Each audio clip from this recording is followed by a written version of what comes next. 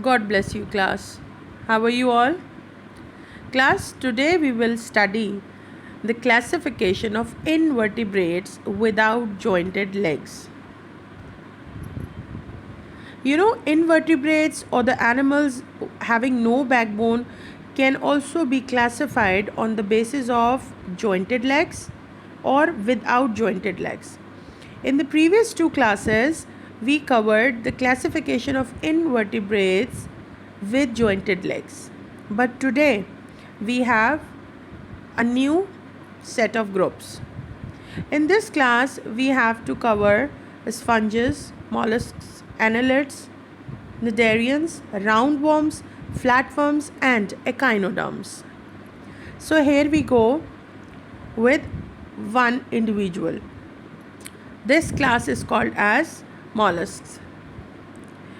These animals have unsegmented bodies, and usually their soft bodies are protected with shells. You see,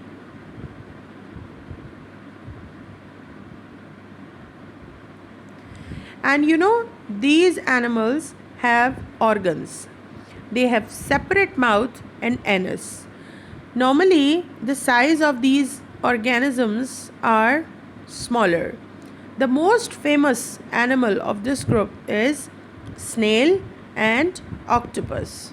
So learn the most favorable and easy example to learn the properties of this group.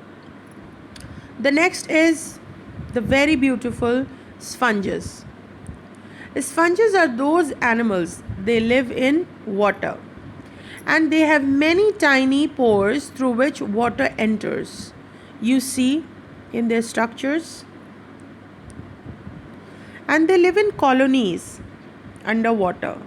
And sponges do not have true organs, like they are much similar as compared to mollusks. The next is annelids, the earthworm class, which have segmented bodies, and their bodies are divided into many segments, like different sections. You can see them, and they have organs. They have separate mouth and anus. The next class is the class of jellyfish, sea anemones, sea urchins. They also do not have true organs, and they live in water. Look at the colony, how beautifully they are assembled together. Different colors, different size, and sometimes different in their structures. And you know what's special about these organisms?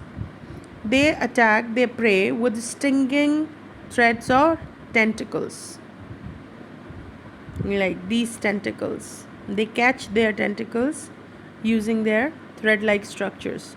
Similarly, a jellyfish also has these hanging tentacles.